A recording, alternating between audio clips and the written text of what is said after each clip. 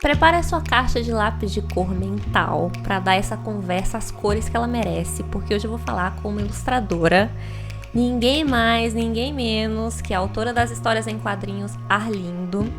É uma artista que traz muita cor, muito amor no meio da raiva das redes sociais, da loucura das redes sociais. Ela conta histórias e faz arte de encher os olhos de glitter. Ela é zineira, é fanfiqueira, enfim, alguém que eu admiro muito, é uma alegria ter ela aqui. Vou falar com ela, Luísa Souza, também conhecida como Ilustralu. Oi, Luísa. Oi, gente, meu Deus do céu, eu vou cair no choro de novo. Não vai passar o dia todinho chorando, vou cair no choro de novo, de estar aqui no meu podcast preferido.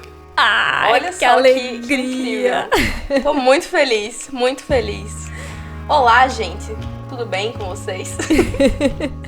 Luísa, como você tá nesse momento? Eu sei que é um momento um tanto emocionante pra você hoje. Eu tô aqui com o olho cheio d'água, real, assim, eu passei o dia inteiro chorando, porque hoje Arlindo atingiu a meta do Catarse 350%, que já é muita coisa só por ser um 350% de qualquer coisa.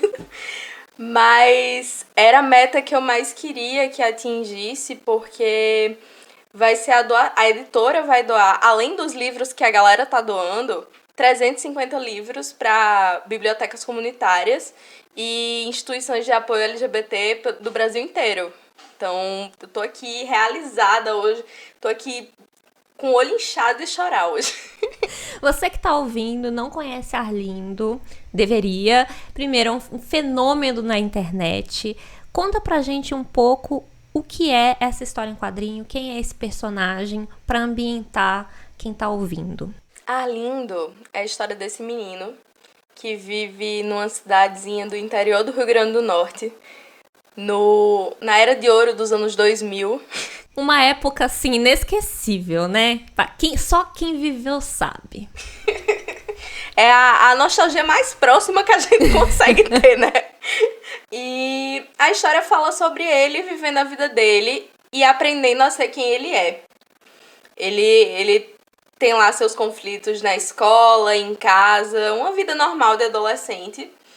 E ele é um menino gay e ele vai lidando com isso, com a forma dele de se enxergar e a forma dele de enxergar o mundo e como os amigos dele enxergam, como a família dele enxerga, como ele se sente em relação a tudo isso. Então eu gosto muito de dizer que é uma história de um menino que tá tentando aprender a ser quem ele é. E é o que conquistou, acho que, tantos leitores também, né? Foi um quadrinhos que você começou a fazer, uma webcomic, né? Que você começou a postar pela internet e agora vai ser publicado por uma editora. Como foi esse processo de se tornar uma autora publicada? É a sua primeira publicação, assim, vamos dizer, oficial, não independente? Grande? Sim. Não independente. Eu tinha publicado já por editoras independentes. Tinha feito Contos Rabiscados para Corações Maltrapilhos, que é basicamente uma música do Panic! At the Disco, esse título. Pela editora Tribo, daqui de Natal, uma editora independente. Fiz também Os Monstros Estão Aqui, que é por uma editora daqui de Natal também. Mas esse é o primeiro grande, assim. A seguinte mergulhou nessa história aí junto. Tô, assim, muito emocionada porque eu fico pensando, antes a gente ia fazer esse livro independente. Eu comecei a fazer o webcomic sempre pensando, eu quero imprimir, eu quero fazer um livro depois. E aí o pensamento, assim como toda a webcomic foi financiada pela galera no Catarse, eu tenho Catarse assinaturas, o pessoal apoia por lá. Mensalmente, né? Mensalmente. E era muito legal porque eu fazia as newsletters falando sobre o processo criativo, mas eu pensava muito em fazer independente porque o quadrinho todo foi feito de forma independente. Com a galera apoiando e não sei o quê. Não pensava em fazer por editora. Mas tendo em vista o dia de hoje, que eu olho e faço, meu Deus, é um negócio com 350%. Se eu tivesse fazer um livro, 3.000 pessoas compraram o livro na pré-venda. Se eu tivesse fazer um negócio desse independente, eu nem sei quando é que esse livro ia sair. Mas foi uma sequência de coincidências muito boas. Os acasos da vida colaboraram muito pra isso funcionar. Conte um pouquinho desses acasos. Eu comecei a fazer Arlindo em 2019, mas só começou a ficar muito conhecido no Twitter, principalmente, porque quando começou a quarentena, eu tinha um monte de viagem planejada. O ano passado eu ia viajar o ano inteiro, eu ia dar aula pelo Sesc, eu ia fazer um monte de coisa. Nossa, menina, nem me fale que eu tava com um livro planejado pra lançar e eu pensei, nossa, eu vou rodar o Brasil. Me lasquei, né? Pois é. Nos lascamos. Nós. E aí, de repente, eu que tava com o ano inteiro planejado, eu não ia fazer mais nada. E aí eu fiz, vou me distrair aqui, eu preciso de alguma coisa pra ocupar minha cabeça. Eu vou aumentar o número de páginas de Arlindo por semana, porque antes disso era só uma vez por semana que saía a página. E aí eu aumentei pra 2 páginas, que era uma na terça-feira às 8 horas e uma na quinta-feira ao meio-dia. E era muito importante pra mim ter esse momento exato, porque entrava na rotina das pessoas também. Sim. E a galera se juntava porque sabia que de 8 horas ia sair página e de meio-dia na quinta-feira ia sair página. Esses dias eram os dias de Arlindo. E eu comecei a me empolgar, né? Porque eu não tinha nada pra fazer, eu tava só dentro de casa. Eu moro sozinha, então não via praticamente ninguém. Eu comecei a aloprar, tipo, tava o Big Brother, eu fazia, se fulaninho sair, eu faço outra página. Se acontecer não sei o que, se fulaninho for o líder, eu faço outra Mas página. você prometia isso no 6. Twitter? Eu prometia no Twitter. E aí o povo ficava mandando, eu tô votando, viu? Não sei o que. A coisa, eu sou doida, né? Não faço escolhas muito saudáveis, mas foi o que segurou minha cabeça também no processo. Sim, é interessante que esses momentos de ficar isolada, sem se mexer muito tempo, isso já aconteceu na sua vida antes, Já. não? Já, sim. Eu comecei a desenhar por causa disso. Ai, meu Deus, lá vai eu contar a história do acidente de novo. É muito bom. Eu tenho um stand-up comedy preparado pra isso, sempre. Isso é incrível. As histórias que a gente mais repete são aquelas que a gente vai se tornando melhor em contar. Vai pincelando ali, lembrando de mais coisas, inventando eu os pedaços. Eu gosto muito dessa história porque eu me identifico muito, porque eu também fui atropelada. Ai, e eu sei o poder que veículos em alta velocidade têm de criar um espaço para o artista se desenvolver, assim. Totalmente. Mesmo que, assim, todo lascado, o que sobrevive, né, no caso, no nosso caso. Mas tem um pouco esse poder da gente se encontrar consigo mesmo. Não sei se é a questão de ver a morte, ver a nossa vida passar diante dos nossos olhos. Eu não sei se é bem isso. Mas tem um pouco esse poder, né? Eu acho que pra mim foi um golpe da vida pra eu aprender. Porque na época, eu trabalhava em 2 agências. Eu fazia o curso de publicidade na UFRN. Trabalhava numa agência de publicidade de manhã, um escritório de marketing de tarde. Fazia faculdade à noite, de madrugada tinha um blog que eu organizava com as amigas minhas. Esse era o nível, e desde lá que eu escuto você, viu? Nossa! Weekendcast! Weekendcast. Eu escutava o Weekendcast no trabalho. Só... Isso é muito das antigas, Pois é. Luísa! 2013, isso, 2012, sei lá. O acidente foi em 2013. E aí, um dia eu tava indo pra casa e corriqueiramente estava saindo de um ônibus pra entrar em outro que chegava mais rápido na minha casa, e no meio do caminho tinha um carro. E eu atropelei o carro com a minha perna. A minha perna torou em 2 pedaços. Foi uma grande fratura exposta. Eu quebrei os ossinhos não vamos entrar em detalhes, mas basicamente meu pé ficou ligado ao resto do corpo apenas pela carne. Então, era um negócio bem tranquilo. E aí, eu tive que passar de ter uma rotina extrema de dormir 3 horas por dia e ter 4 turnos pra ficar deitada em cima de uma cama e precisar de ajuda pra absolutamente tudo.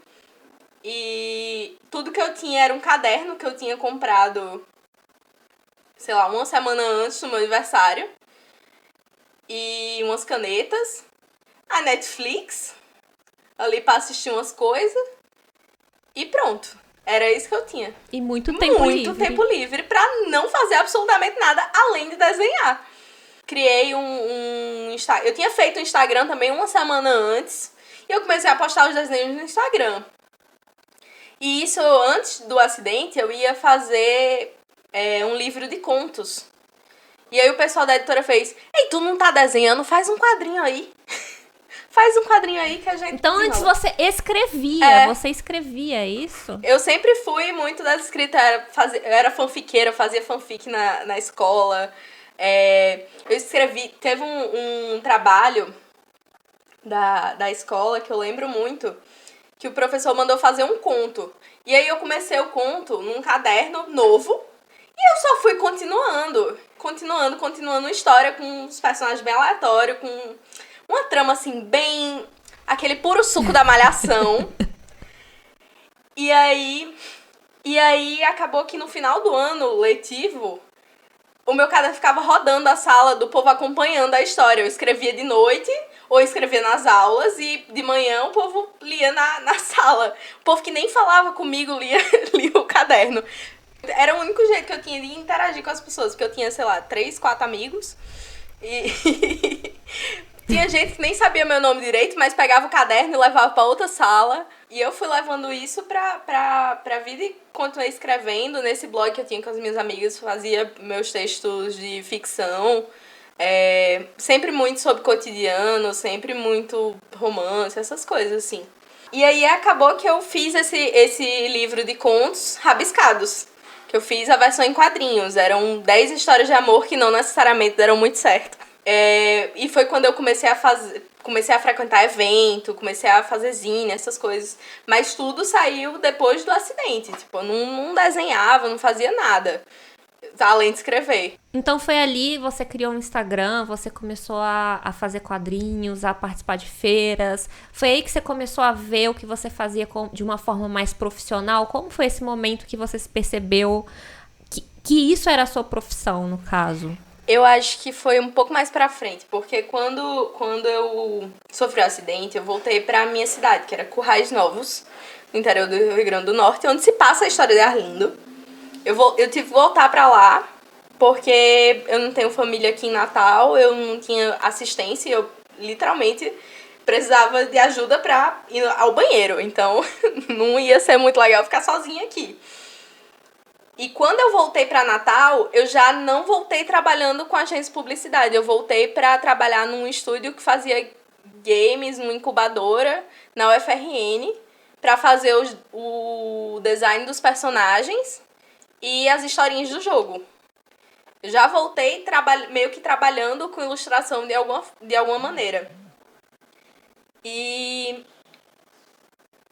depois de um tempo, porque eu nunca conseguia ficar trabalhando no mesmo canto, fazendo a mesma coisa muito tempo, eu tenho muito esse problema. Eu não consigo ficar fazendo a mesma coisa por muito tempo. Que é um milagre eu ter terminado Arlindo por dois anos. Eu ia falar, como assim? Como assim você não consegue fazer a mesma coisa ao mesmo tempo? Você tem a religiosidade de publicar, terminar uma obra. Sabe, uma história longa como essa não é tarefa fácil, mas não. Eu tive minha metodologia caótica pra conseguir fazer isso. Tem uns porém aí. Não, mas só pra voltar nesse câmbio todo que eu disse das coincidências muito doidas. Por causa da pandemia, alguns eventos foram online. E porque eles foram online... as pessoas que organizavam os eventos resolveram começar a chamar pessoas de outros lugares que não Rio e São Paulo. E aí, que não seria possível participar por causa de gasto com passagem, essas coisas que sempre a gente sabe que acontece, né? Exato, como é concentrado aqui no Rio, em Rio, São Paulo, Pois é. né? E aí, quando foi na Flip Pop, é um evento da seguinte de literatura pop, e aí a Diana me chamou para participar de uma mesa sobre literatura em outras mídias. Escrever para jovens em outras mídias. E aí eu participei e as pessoas que liam Arlindo enlouqueceram, né? Foram lá comentar, foram atrás, se inscreveram no coisa, ficaram comentando. Não sei o que, Arlindo é muito massa, não sei o que, não sei o que. E eu, meu Deus do céu, as pessoas... Aí todo mundo chorando na mesa, o mediador chorando, menino gritando, cano de moto estralando na mesa. E aí, quando terminou, o pessoal da seguinte mandou um e-mail dizendo: gente, a gente quer publicar Arlindo. a gente leu aqui, passou o evento, aí fizeram, então, a gente leu aqui, a gente tem muito interesse. E aí acabou que esse conjunto de... O advento da quarentena com a desgraça da pandemia acabou tendo um papel muito importante, assim como levar uma bordoada de um carro e torar um osso fez eu virar ilustradora. Às vezes tem coisas ruins, né, que... às vezes a gente tira alguma... A gente arranja uma coisa boa no meio pra ficar menos difícil. E aí, e os processos, a sua metodologia caótica, quero saber como foi pra escrever isso, porque eu tenho uma grande curiosidade de saber como que o Arlindo surgiu pra você. Principalmente a construção desse personagem. Porque é um personagem muito verdadeiro. Acho que os personagens, como um todo, a forma que eles se relacionam, tem muita verdade ali. E assim, é até a questão de o quanto tem de você ali, o quanto tem das suas histórias ali. A gente que constrói ficção sabe que não tira as coisas assim exatamente do nada, né? Então eu queria saber também como que a memória entra no seu processo, quanto as suas vivências entram no seu processo, ou se não entram também, ou se você inventa realmente tudo. Então, vamos partir do pressuposto que sou doida. E que todas as escolhas que eu fiz porque eu sou doida. Doida no sentido de você gosta de fazer coisa pra caralho, né? Coisa pra caralho que eu invento um negócio que claramente eu vou enlouquecer fazendo. E vou fazer, por que eu inventei isso? Pelo amor de Deus. Mas tô ali fazendo do mesmo jeito. E o porquê que eu consegui terminar Arlindo, mesmo sendo um projeto de 2 anos, tendo em vista que eu me demitia de qualquer emprego que eu tive a cada 3 meses. Eu só consegui fazer Arlindo por um motivo muito específico. Eu não tinha um roteiro. Eu nunca tive um roteiro de Arlindo. A coisa mais perto que eu tinha de um roteiro é porque eu, na minha cabeça, antes de começar a webcomic, eu fazia umas tirinhas e essas tirinhas acabaram guiando mais ou menos para onde ia a história, mas elas serviram muito mais como um concept do personagem do que como uma prévia de roteiro ou alguma coisa do tipo. Um estudo, né? Uma forma de estudar. É um estudo. E aí, quando eu resolvi começar a webcomic, eu fiz uma playlist. E eu tinha uns, 5 momentos que eu queria que tivesse nessa história. E eu dei uma música pra cada momento. E aí, nesse processo, eu pegava pra fazer a página na hora de fazer a página. Tipo, eu não sabia qual ia ser o texto. Eu sabia mais ou menos como eu ia ter que fazer pra ir de um ponto a outro da história até chegar no final. O final que teve a webcomic é exatamente o final que eu tinha imaginado. Isso não mudou. Mas entraram outras peças-chave que tornaram esse final ainda melhor do que tinha na minha cabeça. Porque ia ser esse final, mas o caminho foi construindo os personagens melhor, foi adicionando outras coisas. E esse roteirinho aberto, porque assim, antes de fazer Arlindo, eu já tinha tentado fazer uma webcomic nos modelos que eu via as pessoas fazendo webcomics. Eu fiz um capítulo inteiro, estruturei, montei todo o roteiro, desenhei por 1 mês sem postar nada. Fiz o roteiro de todos os outros, montei todos os personagens. Passei 1 ano montando os personagens, tal, fazendo estudo. E aí eu postei o primeiro capítulo, tomei abuso de todos os personagens, tomei abuso da história, que eu já sabia o final. Fiquei chateado, não fiz mais.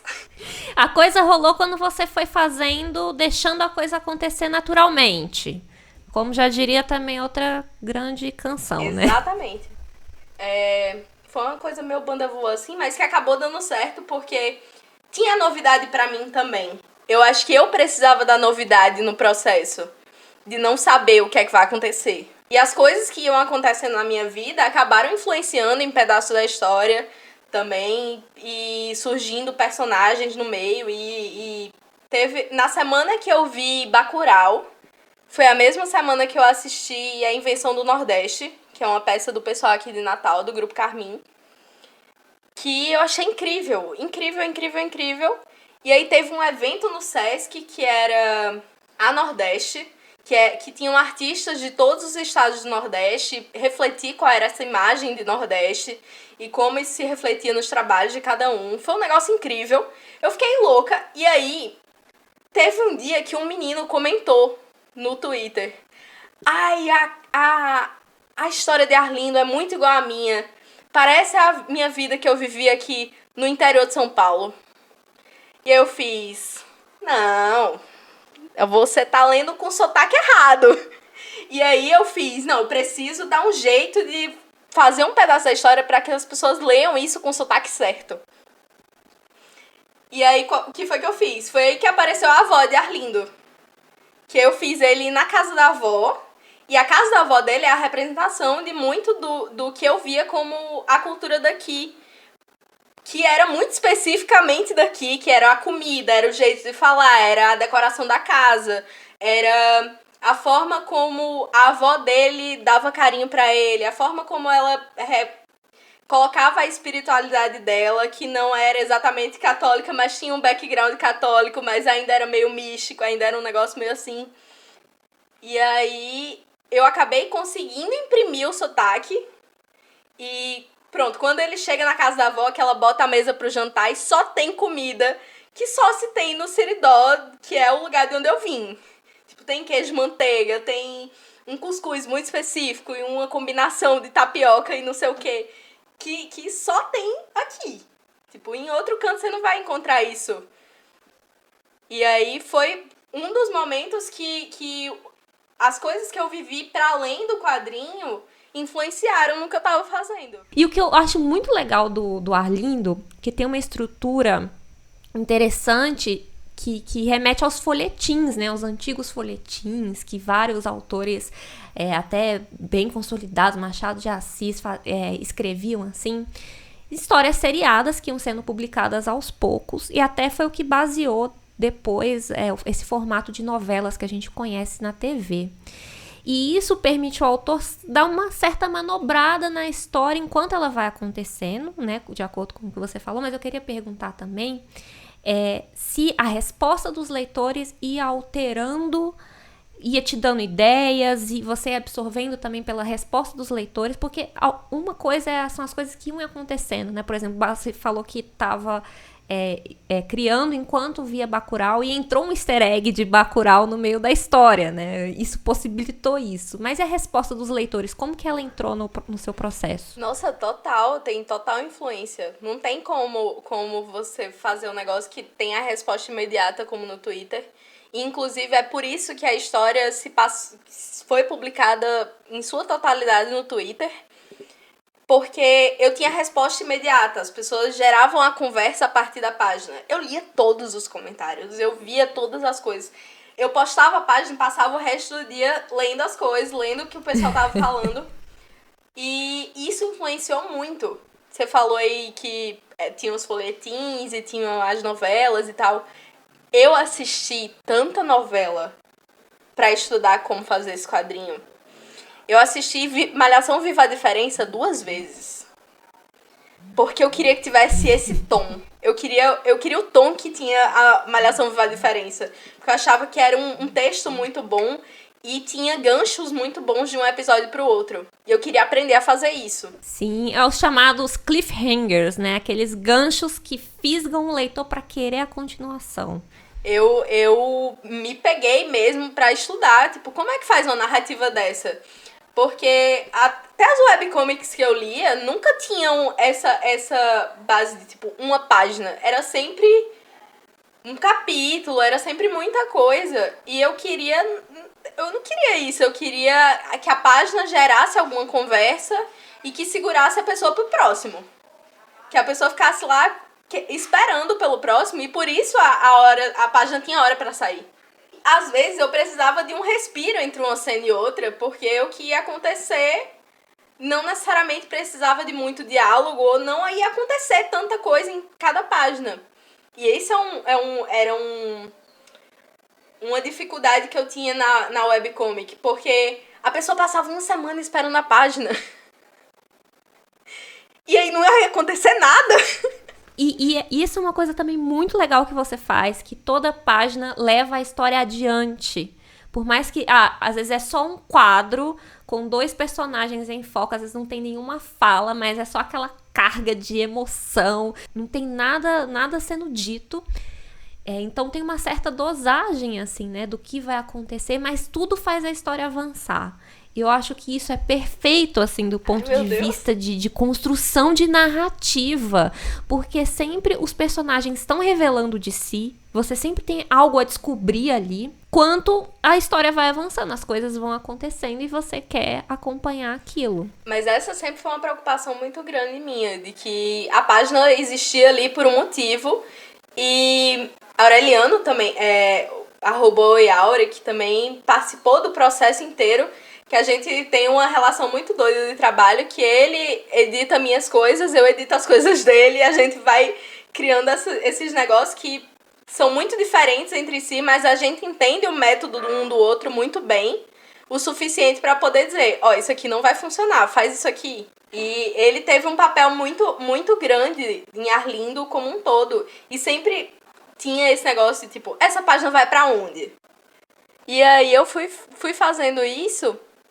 E era sempre uma preocupação muito grande com o leitor também, a experiência que o leitor ia ter, tanto lendo a história uma vez por semana, tanto quanto virasse uma história em livro e a pessoa fosse ler a história toda uma vez. Não tinha também como ser um negócio que tava acontecendo coisa sempre e cliffhanger sempre, porque ia ter gente que ia ler sem a pausa. Tudo junto, né? Era muito sobre brincar com o tempo. Eu lembro que você tem um episódio sobre o tempo nas histórias, e eu escutei enquanto eu tava salvando as páginas, e eu fiquei muito pirando nisso, porque fazer Arlindo foi muito controlar uma máquina do tempo. Porque eu tinha o tempo da história, eu tinha o tempo que eu tava escrevendo a história, eu tinha o tempo que a pessoa que tá lendo uma vez por semana vai ler, o tempo que a pessoa que tá lendo tudo uma vez vai ler, e eu tinha que lidar com todas essas coisas. Sem enlouquecer. Luísa!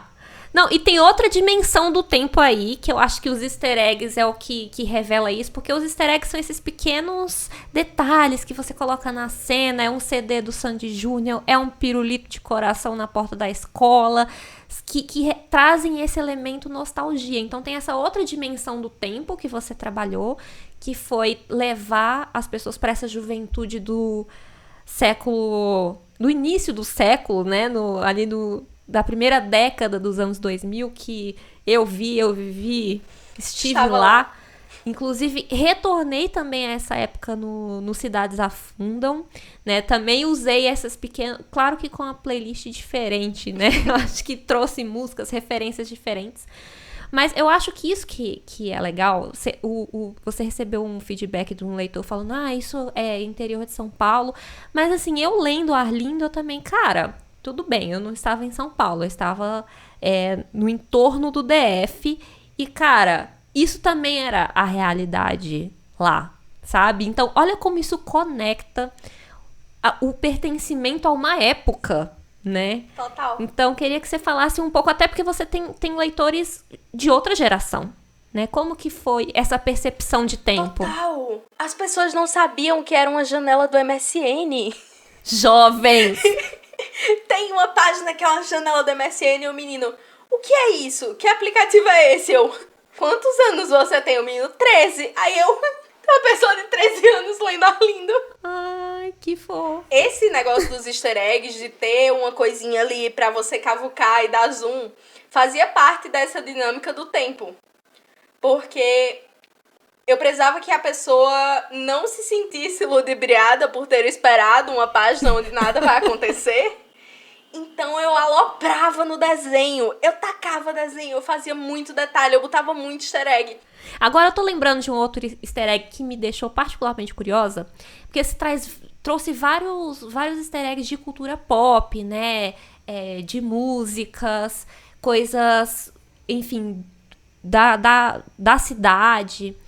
Mas tem uma cena em que a Alice está lendo um livro de mitos gregos. E me chamou a atenção, ela tá lendo uma coisa clássica, né, no meio de tanta referência jovem de cultura pop. E aí eu queria saber se você bebeu dessa fonte de mitologia grega, se tem algum mito que te toca, assim. Eu sou totalmente a pessoa que estaria na escola lendo um livro de mitos gregos. Liz tem muito de mim, muito mais até do que eu imaginava que tivesse enquanto eu estava fazendo esse quadrinho. Que fui descobrindo em terapia, inclusive. Minha psicóloga, ela teve quase um TCC aí pronto. Depois de Arlindo. Porque eu coloquei muita coisa de mim sem perceber no quadrinho inteiro. Mas esse aí, de Liz lendo mitos gregos, é uma coisa muito minha, 100% minha. Eu era obcecada, eu tinha muitos livros de mitologia grega durante o ensino médio. Eu tive uma professora que dava aula de literatura, e em algum bimestre lá na escola, o paradidático era um livro de mitos gregos. E aí tinha um monte de histórias. E a aula dela era pura e simplesmente ela lendo as histórias e interpretando. Eu fiquei obcecada com aquilo. Eu achei incrível o jeito de contar as histórias. A diversidade das histórias, porque tinha umas histórias muito doidas. E, basicamente, a mitologia grega é um grande suco de fofocas com poderes. É tudo que eu gosto. Então, a gente bota lá e vai. Aproveitando, a gente já falou de tanta coisa que você traz do seu processo, das suas referências, mas chegou o momento, traga a sua referência, né? Então, o que você trouxe para indicar para quem tá ouvindo, algo que te inspira, algo que é uma referência para você e você queira compartilhar? Quando você perguntou, eu fiquei pensando assim, eu fiz, tenho duas coisas que são muito, muito fortes atualmente na forma como eu desenho e na forma como eu quero contar histórias. A primeira delas é o Jefferson Costa, que é um quadrinista, que ele escreveu Roseira, Medalha e Engenho e outras histórias, que é o meu quadrinho preferido no mundo. Ele é muito bem escrito, ele é muito bem desenhado e conta a história de uma maneira muito encantadora e que foi uma fonte que eu bebi pra Arlindo e é uma fonte que eu bebo pro resto da minha vida, que eu sou apaixonada pelo traço, pelo jeito que ele usa as palavras, pelo jeito que ele usa os sotaques, as expressões. Eu amo muito, muito, muito. Ele fez, inclusive, o Jeremias. Ele desenhou o Jeremias. Ah, sim, da Turma da Mônica. Das gráficas MSP. Sim. Olha, esse eu não li. Nossa, ele e Rafael Calça. O texto acho que é de Rafael Calça. Mas, assim, Roseira, Medalha e Engenho é impecável. E a segunda coisa é um negócio que Paulo Moreira me apresentou. Que é outra referência, Paulo Moreira, né? Paulo Moreira é maravilhoso. Saudades, inclusive. Meu amigo pessoal, Paulo Moreira. Que foram os vídeos de Faela Maia. Ela é uma menina trans do interior de Jaguaribe que ela dirige filmes baseados em fofocas de uma rua. É perfeito, é perfeito. Tem tudo no Instagram, no YouTube, faela.maia com Y, Maia. É impecável. E os atores dos filmes são o povo da rua, é a mãe dela, são as primas dela, o povo fofoqueiro da rua. E eles fazem, ela faz o roteiro, ela filma, ela edita. E esse povo tem os personagens, aí tem a Pidona, a Pitaqueira, tem muitos personagens, tem a blogueira, que é uma menininha É incrível, impecável. Eu sou muito fã de Faela Maia. Eu queria muito sentar um dia numa mesa e conversar sobre criação, porque eu sou completamente obcecada. Eu queria contar histórias do jeito que ela conta. Quando eu vou lá na casa da Aureliana, a gente passa horas, a gente revê os vídeos 500 vezes, porque é muito bom e é um negócio tão natural e um roteiro tão, sabe? Tão Meu Deus. cheio de sabores. É perfeito. Tava sendo maravilhoso conversar com você, assim, ó. A gente podia ficar aqui, ó, fofocando, falando de processo. Bora, sério. combinado. Eu amei, assim, o quanto que eu me enxerguei também, assim, nas suas histórias. Assim, eu já tinha visto isso em Arlindo, né? Pensando, ó, tem coisa aqui. Eu acho que não é só um atropelamento que a gente tem em comum, não. Acho que é mais. Tem mais? Mas tem mais coisa. Pra terminar, conta pra gente onde encontrar mais o seu trabalho, por onde stalkear a Ilustra Lu. Deixe sua mensagem final pra quem tá ouvindo. Ai, meu Deus, eu estou como Ilustra Lu nas interwebs por aí, Twitter, Instagram, tudo é @ilustralu. Luísa de Souza no Spotify, quem quiser ver as playlists, que eu faço muita playlist, eu gosto muito de fazer playlist. Grande parte do meu processo criativo consiste em fazer playlists. Eu tenho o Catarse Assinaturas, que tem lá as newsletters. Também faço review dos quadrinhos que eu fiz antes e digo qual foi o processo na época, o que eu faria diferente agora. Tem altos conteúdos lá nesse sentido. E tem o seu podcast também, né? Tem a Rádio Rabiola, que vai entrar uma nova temporada agora, que a gente deu uma pausa porque a Aureliana arranjou um emprego que toma muito tempo dele. Aí a gente Denúncia, Aureliano. Denúncias. E continuem seguindo lá no Twitter, que de vez em quando vai aparecer umas historinhas. Luísa, que conversa maravilhosa. Realmente é colorido, assim, conversar com você. E desejo muito sucesso pra você e que Arlindo continue conquistando corações e pirulitos de corações Brasil afora. Nossa, eu fico muito lisonjeada com esse convite. Como eu disse, eu sou muito sua fã há algum tempo. Então, eu tô muito feliz de estar aqui. Eu passei o dia todo me tremendo. Meu Deus, eu vou chegar lá, vou saber falar as coisas, mas eu soube falar direitinho. E aí, eu quero muito poder, em algum momento, quando tudo isso passar, estar numa mesa de bar com uma garrafa de cerveja, contando todas essas coisas e falando mais coisas que não dá pra ficar gravado. Exato! Fofocas exclusivas. VIPs. Sim.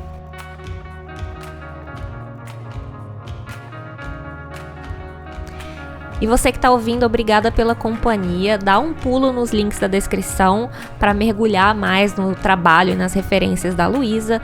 E se você curtiu esse episódio, se você tá curtindo essa temporada com várias conversas e revelações, venha pro clube de apoiadores do Bobagens Imperdíveis em apoia-se/Aline Valek. Assim você financia esse podcast, que é uma produção completamente independente.